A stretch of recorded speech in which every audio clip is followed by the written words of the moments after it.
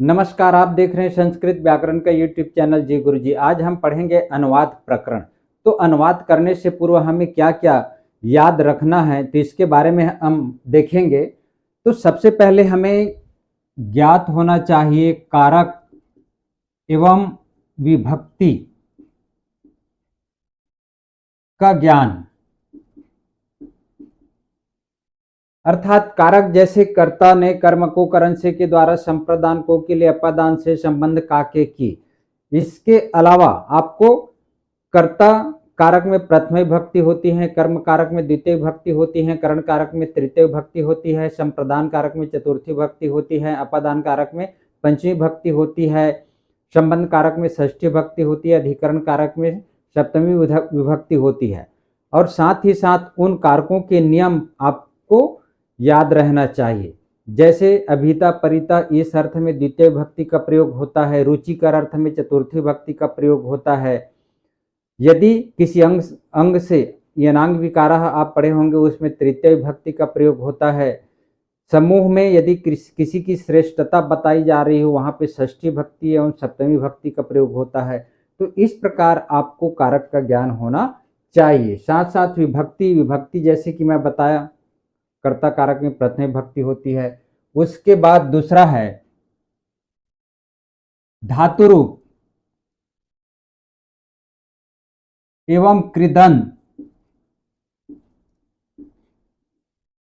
आपको धातु रूप का भी ज्ञान होना चाहिए। अब धातु रूप के अंतर्गत आप जानते हैं कि प्रश्नपदी धातुएं होती हैं और आत्मनेपदी धातुएं होती है।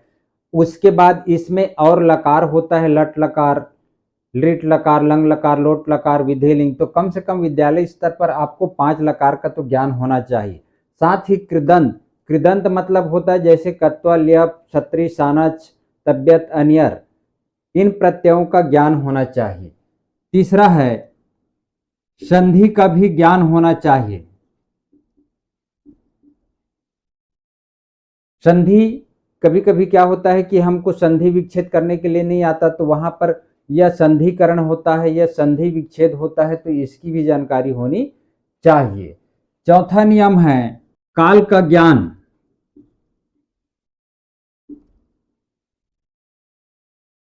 अर्थात जब हम अनुवाद करेंगे तो काल का ज्ञान होना भी जरूरी है। कौन से काल है इसमें, वर्तमान काल है कि भूतकाल है कि भविष्यत काल है कि अज्ञार्थ काल है कि विधिलिंग काल है, तभी हम अनुवाद कर पाएंगे। क्योंकि हमको सबसे पहले तो काल का ज्ञान करना है, उसके बाद ही हम अनुवाद बना पाएंगे।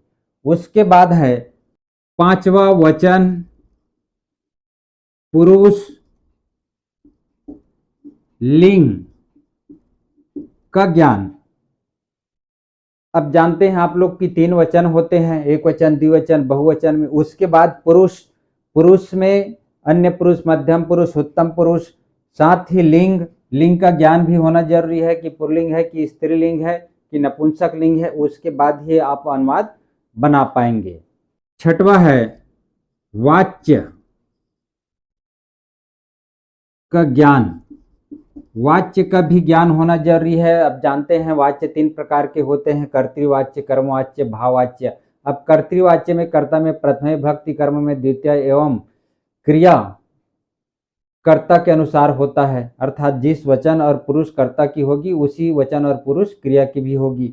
उसी प्रकार कर्मवाच्य में कर्ता में जो है तृतीय विभक्ति होती है, कर्म में प्रथमा विभक्ति और क्रिया का वचन और पुरुष कर्म के अनुसार होता है। तो इस प्रकार आपको वाच्य का भी ज्ञान होना चाहिए। सातवां है उपसर्ग का भी ज्ञान होना चाहिए। उपसर्ग मतलब जैसे संस्कृत में 22 उपसर्ग है, प्र, प्र, सम, अव, निस, निस, दूर, वि, आंग, अधि, अपि। इस प्रकार से जो 22 उपसर्ग है, तो कुछ धातुएं में उपसर्ग जो है जुड़ता है, उसके बाद जो है उसका अर्थ में परिवर्तन हो जाता है, तो उपसर्ग का भी ज्ञान होना चाहिए। 8वां है अव्यय और 9वां है संख्यावाची शब्द। संख्यावाची शब्द का भी ज्ञान होना चाहिए, जैसे एकः, एकम, एका स्त्रीलिंग, पुल्लिंग, नपुंसक लिंग में चलता है। द्वौ, द्वे, द्वे, उसी प्रकार 3 है तो त्रयः, स्त्रीलिंग में त्रिशः और नपुंसक लिंग में त्रीणि। 4 है तो चतुरः, स्त्रीलिंग में चत्स्रः और नपुंसक लिंग में चत्वारि। तो इस प्रकार संख्यावाची शब्दों का भी ज्ञान होना चाहिए। तो आपको इन अनुवाद करने से पहले इन नियमों को आपको याद करना है, या ध्यान देने योग्य बातें हैं। यहाँ पर अनुवाद अभ्यास देखते हैं अब। क्योंकि यहाँ मैं हिंदी वाक्यों को लिखा हूँ, क्योंकि समय ज़्यादा न लगे इसलिए पहले से लिखा हूँ। यहाँ पर अब हम संस्कृत वाक्य बनाएंगे। तो पहला है बालक हंसता है। तो यहाँ पर हंसता है वर्तमान काल है, तो क्या हो जाएगा संस्कृत में बालकः हसति। उसी प्रकार बालक सूंघते हैं, तो सूंघना संस्कृत में क्या होता है जिघ्र। जिघ्र मतलब सूंघना होता है। तो यहां बालकः जिघ्रति, क्योंकि सूंघता है वर्तमान काल है और बालक एक बालक है, एक वचन, इसलिए बालका जिघ्रति हो गया। वह देता है तो सह ददाति, क्योंकि स जो है अन्य पुरुष एक वचन है तो ददाति भी एक वचन अन्य पुरुष हुआ। उसी प्रकार वे दोनों सहन करते हैं, तो वे दोनों का प्रयोग होता है तव। स मतलब वह होता है, तव मतलब वे दोनों। क्योंकि यह जो है वे दोनों अन्य पुरुष द्विवचन है, तो यहां पर सहन करते हैं।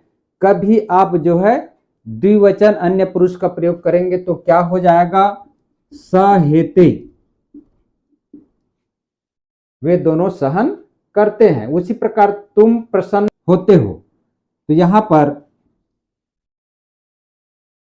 त्वम मोदसे। मोदसे क्यों हुआ, क्योंकि त्वम मध्यम पुरुष एक वचन है। उसी प्रकार मुद धातु आत्मनेपद का मध्यम पुरुष एक वचन में मोदसे होगा। उसी प्रकार मैं नदी में तैरता हूं, तो अहम, मैं उत्तम पुरुष एक वचन है, तो अहम इसका प्रयोग होता है अहम नदीम तरामी। तरामी मतलब तैरता हूं। आप कहां रहते हैं, तो भवान कुत्र निवसति। वसति भी कर सकते हो, निवसति भी कर सकते हो। मुझसे पाठ पढ़ा जाता है, मया पाठः पठ्यते। अब यहां देखिए मुझसे पाठ पढ़ा जाता है। अब समझिए वो जो है वाच्य है, कौन से वाच्य है, कर्मवाच्य है। तो कर्मवाच्य में कर्ता में तृतीय भक्ति, कर्म में प्रथम भक्ति और क्रिया जो है कर्म के अनुसार। तो यहां मया हुआ है। आप यदि शब्द रूप अहम का याद किए होंगे अस्मत् का, तो अहम अवाम वयम माम अवाम अस्मान मया अवाभ्याम अस्माभि, तो तृतीय भक्ति में मया आता है। और पाठः जो है प्रथम भक्ति हो गया, और पठ्यते किसके अनुसार, पाठः अर्थात कर्म के अनुसार। उसी प्रकार हम सब भारतवासी हैं, तो हम सब का प्रयोग किसमें होता है, वयम सर्वे भारतवासिनः। तुम दीनों पर दया करो, त्वम दीनान प्रति दयाम कुरु। दीनों पर दया करो। उसी प्रकार है परीक्षा के बिना डिग्री कैसी, तो परीक्षाम विना। उपाधि, डिग्री मतलब क्या होता है, उपाधि पत्रम कीदृशः। कीदृशः मतलब कैसी। उसी प्रकार है मुझे संस्कृत पढ़ना अच्छा लगता है, तो अच्छा लगना रुचिकर अर्थ में कौन सी भक्ति का प्रयोग होता है, चतुर्थी विभक्ति का प्रयोग होता है। तो मुझे मतलब मह्यम। संस्कृत पठनम रोचते। इस प्रकार जो है आपका संस्कृत वाक्य बन गया। आगे देखते हैं अनुवाद अभ्यास। इसमें है आपका स्वागत है, तो क्या हो जाएगा? भवत्यै स्वागतम।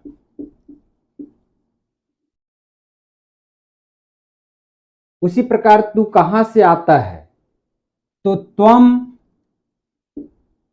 कुतः आगच्छसि।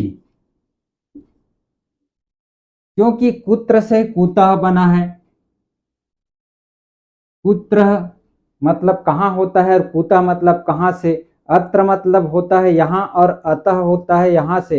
उसी प्रकार यत्र मतलब होता है जहां और यत मतलब जहां से। तो इसको याद रखिएगा। त्वम कुतः आगच्छसि। उसी प्रकार तुम थोड़ी देर बाद यहां आना, तो त्वम क्षणात्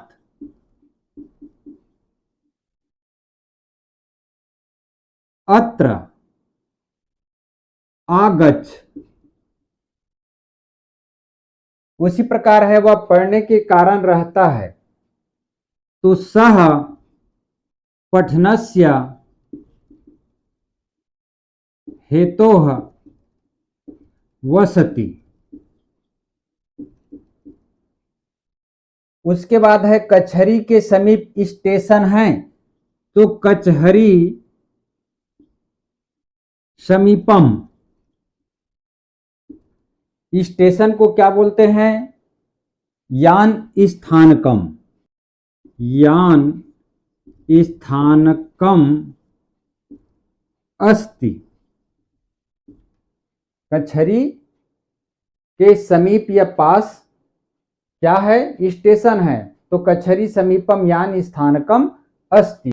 उसी प्रकार है वह धन कमाने में लगा है, तो सह धन अर्जिते या धनम अर्जिते रतः अस्ति। रत मतलब लगना। फिर है छात्रों में मोहन होशियार है। अब यहां पर देखो, जहां पर बहुतों में या समूह में तुलना की जाती है किसी एक का, तो वहां पर षष्ठी और सप्तमी दोनों विभक्ति का प्रयोग होता है। तो जैसे छात्रों में, तो छात्रेषु हो जाएगा, या छात्रा नाम भी कर सकते हैं। छात्रा नाम दोनों में से एक आप प्रयोग कर सकते हैं, षष्ठी या सप्तमी। मोहनः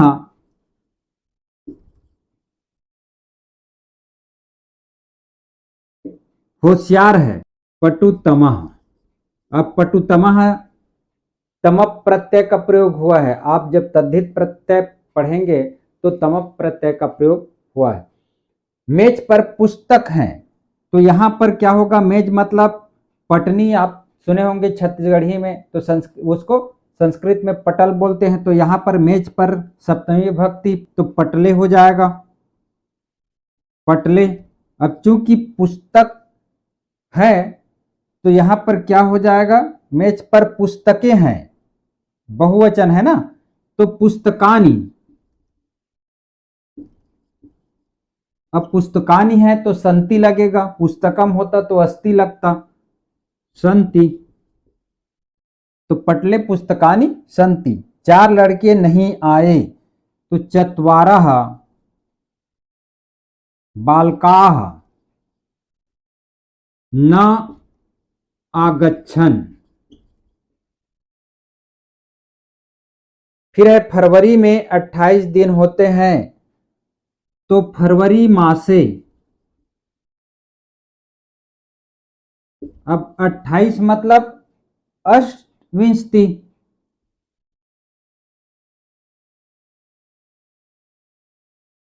अष्टाविंशति दिनानि भवन्ति। ये भवन्ति है। उसी प्रकार मेरे पास 4 वस्तुएं हैं, तो मम समीपे चत्वारि वस्तूनि सन्ति। मेरे पास चार वस्तुएं हैं तो मम समीपे चत्वारि वस्तुनि सन्ति, वस्तुएं हैं, वस्तु नहीं है, बहुवचन है, इसलिए वस्तुनि सन्ति हुआ। आगे देखिए अनुवाद, उसका क्या है, तो उसका मतलब तस्य, क्या मतलब क्या होता है, किम नाम आसित। फिर है तुम्हारे पास पढ़ने का समय है, तो तव समीपे पठितुम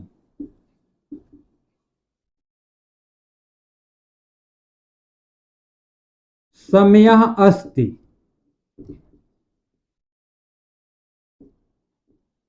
फिर है तुम्हें वहां जाना चाहिए, तो त्वया,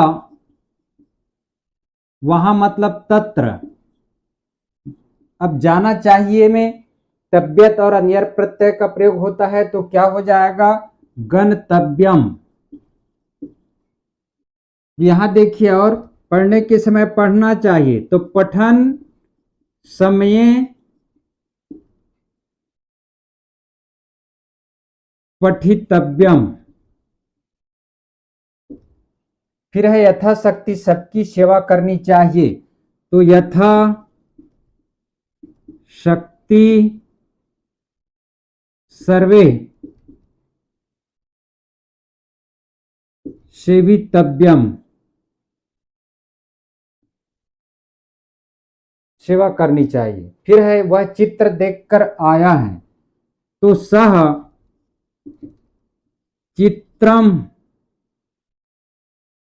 देखकर कर या कर के अर्थ में कत्वा और ल्य प्रत्यय का प्रयोग होता है, तो यहां पर क्या होगा, देखकर मतलब दृष्टवा, और यदि ल्य प्रत्यय का प्रयोग करेंगे तो संदर्श्य हो जाएगा। आया है तो समागता, समागतः। फिर है छात्र पुस्तक लाते हैं, तो यहां पर छात्रा हो जाएगा, पुस्तकम आनयंती। आनयंती क्यों हुआ, क्योंकि छात्रा बहुवचन है, इसलिए आनयंती भी बहुवचन है। यदि छात्र पुस्तक लाता है तो छात्रा पुस्तकम आनयति होगा, और बहुत से छात्र हैं जो पुस्तक ला रहे हैं, तो छात्रा पुस्तक आनयंती। उसी प्रकार है मैं पिता के चरण छूता हूं, अहम पितुः चरणम। चरणम क्यों हुआ, क्योंकि एक चरण नहीं है, चरण दो है, इसलिए दोनों चरण का पैर स्पर्श करेंगे, तो चरण हुआ। स्पृशामि, छूता हूं स्पर्श करना, स्पर्श धातु से स्पृशामि बना है। उसी प्रकार हम आंखों से देखते हैं, तो वयम चक्षुभ्याम, क्योंकि दो आंख है, तो चक्षुभ्याम पश्यामः। फिर है लोभ से विद्या का नाश होता है, तो लोभ से मतलब लोभात विद्या नश्यते। मनुष्य सुख के लिए धन कमाता है, तो मनुष्य सुखाय धनम अर्जिता। इसका अर्थ क्या होगा, मनुष्य सुख के लिए धन कमाता है, तो मनुष्य सुखाय धनम अर्जिता। और देखिए आगे अनुवाद, मैं प्यासे को जल देता हूं, तो अहम पिपास्वे जलम ददाति। देना मतलब ददाति। उसके बाद है वह घर से बाहर जाता है, तो बाहर जाना मतलब अलग होना, अलग होना अर्थ में पंचमी भक्ति का प्रयोग होता है, तो वह मतलब सह गृहात, पंचमी भक्ति का शब्द रूप याद करेंगे तो क्या होगा, गृहात बहिः, बहिः मतलब बाहर, यह अव्यय है, गच्छति। फिर है बादलों से बूंदें गिरती है, यहां भी अलग हो रहा है, मेघेभ्यः बिंदवः गिरती है तो पतंती, क्योंकि यहां पर मेघेभ्य है तो पतंती का प्रयोग होगा बहुवचन। यहां देखिए स्कूल का कार्य पहले करो, तो यहां पर स्कूल का संबंध, तो संबंध में कौन सी विभक्ति होती है? षष्ठी विभक्ति। तो विद्यालयस्य षष्ठी विभक्ति में विद्यालयस्य कार्यम प्रथमम कुरु, क्योंकि कुरु जो है आज्ञा दे रहे हैं, लोट लकार है। उसी प्रकार घर में कुत्ता भी शेर होता है, तो घर में मतलब गृहे कुक्कुरः अपि या कुक्कुरो अपि भी कर सकते हो। सिंहो यते या सिंहम भवती भी कर सकते हो, सिंहो यते या सिंहम भवती होता है। फिर है राम तुम्हारी माता कहाँ है, तो यहां पर देखिए संबोधन का प्रयोग हुआ है, तो रामः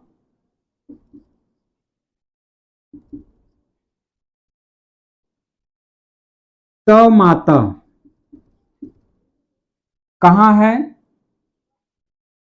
कुत्र अस्ति। फिर है उसने मुझसे मार्ग पूछा, तो सह मुझसे मतलब मया मार्गम अपृच्छत। इस वर्ष वर्षा होगी, तो इस वर्ष मतलब अस्मिन वर्षे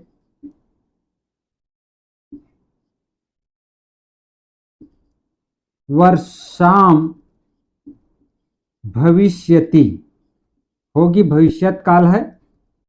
फिर है हम भी एक प्रश्न पूछेंगे, तो वयम अपि एकम प्रश्नम प्रक्ष्यामः। फिर तुम्हारी परीक्षा कब होगी, तो परीक्षा कदा भविष्यति, तुम्हारी परीक्षा कब होगी, तो परीक्षा कदा भविष्यति। अगला अभ्यास देखिए, वह बुरी आदत छोड़े, तो सह दुर्व्यसनम त्यजेत। हमारा देश यशस्वी हो, तो अस्माकं देशः यशस्वी भवेत्। शिक्षक छात्र को पढ़ाता है, तो यहां पर क्या होगा, शिक्षकः छात्रम पाठयति। पाठयति मतलब पढ़ाता है, पठती हो, यदि कहीं पढ़ती होगा तो पढ़ता है होगा, इसलिए पाठयति पढ़ाता है। फिर है शोर बंद करो, तो कोलाहलेन बंद करना मतलब अलम, अलम मतलब बस होता है या बंद करना। फिर है बुद्धि बल से श्रेष्ठ है, तो बुद्धि बुद्धि या मति है, बल से बलात् गरियसी, या श्रेष्ठ भी कर सकते हो, श्रेष्ठ श्रेष्ठ है या गरियसी, दोनों का अर्थ एक ही है। फिर है उतना अन्न खाओ जितना हजम हो सके, तो है तावंतम अन्नम भक्षय यावंतम सुपाच्यम। इसका अर्थ क्या होगा, उतना अन्न खाओ जितना हजम हो सके, तो तावंतम अन्नम भक्षय यावंतम सुपाच्यम। तो इस प्रकार यहां पर मैं अनुवाद प्रकरण का 50 संस्कृत शब्दों का अनुवाद बताया हूँ। तो वीडियो को देखते रहिए, लाइक सब्सक्राइब एवं शेयर जरूर कीजिएगा। मिलते हैं आगामी वीडियो में। धन्यवाद।